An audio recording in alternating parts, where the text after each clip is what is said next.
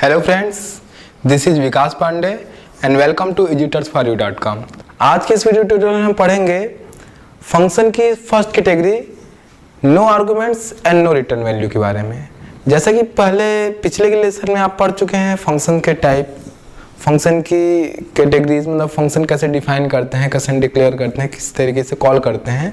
आज हम उसकी पहली category means no arguments and no return value के बारे में पढ़ेंगे, जो कि सबसे सिंपल फंक्शन होता है जिसे हम केवल बनाते हैं और कॉल करते हैं। ना उसमें कोई वैल्यू दी जाती है और ना ही उससे कोई वैल्यू रिटर्न के रूप में ली जाती है। तो हम स्टार्ट करते हैं सबसे फर्स्ट कैटेगरीज में एक एग्जांपल प्रोग्राम द्वारा। तो आज का टॉपिक हमारा function with no arguments and no return value। तो जैसा कि पिछले लेसन में आपको एग्जांपल मैंने बताया था, फिर यहाँ एक एग्जांपल दे रहा हूँ जिसका हम प्रोग्राम बनाएंगे। एग्जांपल, अगर मैं फंक्शन बनाता हूँ जिसे मैं इस तरीके से डिक्लेयर करता हूँ वाइड, सपोज फंक्शन का नाम है ऐड और इसके आर्गुमेंट्स के अंदर भी लिखा गया पैरामीटर लिस्ट की जगह पर वाइड, मींस इस फंक्शन का नाम ऐड है जो कॉल करने पर अपने अंदर लिखा कोड एग्जीक्यूट करेगा, लेकिन ना ही ये कॉलिंग फंक्शन से कोई वैल्यू लेगा, मींस आर्गुमेंट पास करेगा, और ना ही ये कॉलिंग फंक्शन को कोई वैल्यू देगा, मींस ना रिटर्न वैल्यू ही करेगा। तो मैं एक एग्जांपल प्रोग्राम बनाता हूं जिसमें आपको ये जो फंक्शन का ये जो टाइप है वो आसानी से समझ आ जाएगा। आज मैं एक प्रोग्राम बनाना जा रहा हूं आपके लिए एडिशन का, जिसमें कि सिंपली हम फंक्शन की इस कैटेगरी का यूज करेंगे जहां पर ना ही कोई वैल्यू रिटर्न होगी और ना ही आर्गुमेंट पास होगा। तो सबसे पहले हम स्टार्ट करते हैं अपना प्रोग्राम। हैज इंक्लूड stdio.h और has include conio.h। जैसा कि पहले लेसन में आपको बताया जा चुका है, जब फंक्शन को हम यूज करते हैं तो प्रोग्राम का एग्जीक्यूशन कुछ समय तक के लिए फंक्शन के पास जाता है या ट्रांसफर होता है जब वो कॉल होता है, फिर उसके कोड एग्जीक्यूट करने के बाद वापस उस प्रोग्राम में लौट जाता है जहां पर वो कॉल हुआ था। तो हम स्टार्ट करते हैं हैज इंक्लूड stdio.h conio.h। इसके बाद मैं यहाँ पर एक फंक्शन बना रहा हूँ एडिशन नाम का, जो कि ना ही वैल्यू रिटर्न करता है और ना ही आर्गुमेंट पास करता है। तो हम उसके लिए लिखेंगे वाइड ऐड वाइड सेमीकोमा। यहाँ पर ये फंक्शन, ये लाइन फंक्शन की डिक्लेरेशन है, डिक्लेरेशन। ये जो आपको डबल स्लैश दिखाई दे रहा है ये सी में कमेंट्स लाइन के लिए यूज होता है। जब हम सी में कोई एक लाइन कोड से अलग करना चाहते हैं, मतलब जब कंपाइल हो तो उसको कंपाइलेशन में ना लिया जाए, तो हम ऐसे डबल स्लैश लगाते हैं। ये सिंगल लाइन को कंपाइलर से स्किप करता है। तो यहाँ पर देखिए मैंने लिखा डबल स्लैश डिक्लेरेशन, मीन्स ये कोड का पार्ट नहीं है। ये आपको मैं बता रहा हूँ कि ये लाइंस यहाँ पर वेरिएबल का, यहाँ पर फंक्शन का डिक्लेरेशन हुआ है। आगे बढ़ते हैं। अब मेन फंक्शन में पहले मैं इससे कॉल करता हूँ, प्रोग्राम बनाते हैं हम लोग। मेन प्रोग्राम में आ जाते हैं। यहाँ पर सिंपली सबसे पहले मैं क्लियर स्क्रीन करता हूँ, CLR SCR क्लियर स्क्रीन। उसके बाद इस फंक्शन को कॉल करता हूँ। जब हम किसी ऐसे फंक्शन को कॉल करते हैं जो कि ना वैल्यू रिटर्न करते हैं ना आर्गुमेंट पास करते हैं, तो हमें इसमें कोई वैल्यू रिटर्न करने की आर्गुमेंट की जरूरत है नहीं, तो हम सिंपली उस फंक्शन को नेम से कॉल करते हैं फंक्शन सिंबल के साथ। जैसे ऐड को कॉल करना है तो हम लिखते हैं यहाँ पर ऐड फंक्शन सेमीकोमा क्लोज। जैसे हम क्लियर स्क्रीन को कॉल करते हैं, गेट ch को कॉल करते हैं, उसी तरीके से हमारा यूजर डिफाइंड फंक्शन है ऐड। हमने इसको कॉल किया, न कोई वैल्यू रिटर्न कर रहा है और ना किसी प्रकार का आर्गुमेंट इसको दिया गया है, ठीक है। नहीं हमारे फंक्शन को कोई वैल्यू दे रहा है, ना हमारे फंक्शन द्वारा इसको कोई वैल्यू दी गई है। अब सिंपली लास्ट में लिखते हैं गेट ch और ये प्रोग्राम क्लोज। तो आप देख सकते हैं कि मेन का प्रोग्राम एकदम छोटा सा बना है, क्योंकि हमने यहाँ ऐड को फंक्शन बनाया है। हमें नहीं पता कि ऐड एग्जीक्यूट कैसे होगा, जब हम उसको डिफाइन करेंगे तो हमें उसका कोड पता होगा। लेकिन मेन के अंदर केवल ऐड कॉल किया जाएगा, जो कि न कि वैल्यू रिटर्न करता है नहीं आर्गुमेंट पास करता है। यहाँ पे देखिए क्लियर स्क्रीन, पहले स्क्रीन क्लियर हो जाएगी, उसके बाद गेट ch, उसके बाद ऐड फंक्शन। जैसे ये लाइन आएगा तो ये जहां पर भी फंक्शन डिक्लेयर या डिफाइन, जहां पर ये डिफाइन होगा वहां पर इसका एग्जीक्यूशन जाएगा।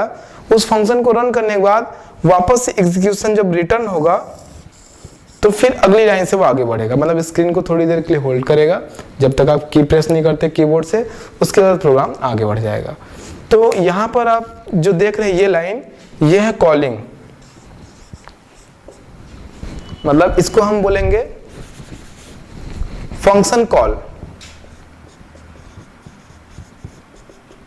Function call. तो यहां पर आपको जो पार्ट मैंने थ्योरेटिकल समझाए थे कि फंक्शन डिक्लेरेशन, फंक्शन कॉल और फंक्शन डेफिनेशन एग्जांपल प्रोग्राम में दिखाई दे रहे होंगे। ये है फंक्शन डिक्लेरेशन और यहाँ पर मेन में कॉल किया गया है उसके नाम से, यह है फंक्शन कॉल। फंक्शन को उसके नाम से कॉल किया जाता है। अब आगे बढ़ते हैं। अब हमारा काम है तीसरा। फंक्शन के जो 3 पार्ट्स थे उसमें से 2 हो गए, फंक्शन की डिक्लेरेशन हो गई, फंक्शन कॉल हो गया। तीसरा पार्ट है फंक्शन की डेफिनेशन। फंक्शन को हम डिफाइन करते हैं यहाँ पर मेन के बाद। तो हम चाहे तो फंक्शन को डिक्लेरेशन के साथ ही वहीं पर डिफाइन कर सकते हैं, लेकिन जनरली जब हम फंक्शन को अलग से डिक्लेयर कर रहे हैं, कॉल कर रहे हैं, तो उसको हम डिफाइन यहाँ नीचे कर सकते हैं।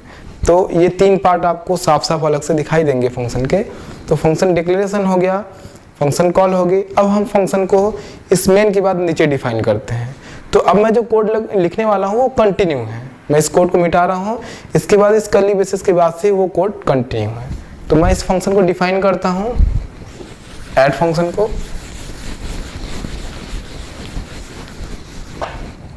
आगे हम मेन के कर्ली ब्रेसेस क्लोज होने के बाद कंटिन्यू करते हैं और फंक्शन को डिफाइन करते हैं। लिखते हैं वाइड ऐड वाइड, अब ये कर्ली ब्रेसेस ओपन। अब असल में वो फंक्शन क्या काम करेगा उसका सारा कोड हम इसके अंदर लिखेंगे। जब ये फंक्शन एग्जीक्यूट होगा तो ये कोड आपको रन होंगे। मेन इसको कॉल करेगा और कोड को एग्जीक्यूट कराएगा और उसके बाद मेन रिजल्ट देगा। तो यहाँ पर देखिए मैं एक एडिशन का सिंपल सा प्रोग्राम लिख रहा हूँ। इंटीजर टाइप के वेरिएबल 3 ले रहा हूँ, इंट ए बी और सी। यहाँ यूजर से ए बी की वैल्यू लेके सी में ऐड करना है। तो यूजर को एक मैसेज देते हैं, sorry, printf. Printf function output के लिए यूज होता है, जैसे कि पहले के प्रोग्राम में आप देख चुके हैं। प्रिंटएफ एंटर फर्स्ट वैल्यू, ये हमने मैसेज दिया। उसके बाद एक ही वैल्यू हम एंटर कराते हैं प्रोग्राम में, स्कैनएफ। यहां पर चूंकि ये ए इंटीजर वैल्यू है, इसके लिए हम %d का यूज करते हैं, %d, कॉमा। अब ए में वैल्यू स्टोर करनी है तो हम लिखते हैं n% या एड्रेस ऑफ ए। इसी तरीके से सेकेंड वैल्यू के लिए printf एंटर सेकेंड वैल्यू और फिर स्कैनएफ कराते हैं, scanf %d comma address of b। Last में ऐड करते हैं c is equal a plus b और c की वैल्यू जो कि एडिशन है हम उसको प्रिंट करा देते हैं। printf addition is addition is, इस मैसेज के बाद c का एडिशन प्रिंट करना है। जो चूंकि c इंटीजर है तो उसके लिए हम यूज करते हैं %d। तो एडिशन इज %d कॉमा, जिसकी वैल्यू प्रिंट करानी है उस %d की जगह पर तो c की प्रिंट करानी है तो कॉमा वेरिएबल का नाम है c। यह हो गया लास्ट में इस फंक्शन को हम क्लोज करते हैं। तो ये यहाँ से लेके यहाँ तक ये जो पार्ट है ये कहलाती है फंक्शन डेफिनेशन। तो ये फंक्शन का तीसरा पार्ट जो कि आप थ्योरेटिकली पढ़ चुके थे। First we declare a function declaration, function call, और थर्ड पार्ट है फंक्शन डेफिनेशन। मतलब जब फंक्शन कॉल होगा तो वो क्या करेगा, मतलब उससे आउटपुट हमको क्या मिलेगा, ये कौन से कोड एग्जीक्यूट होंगे।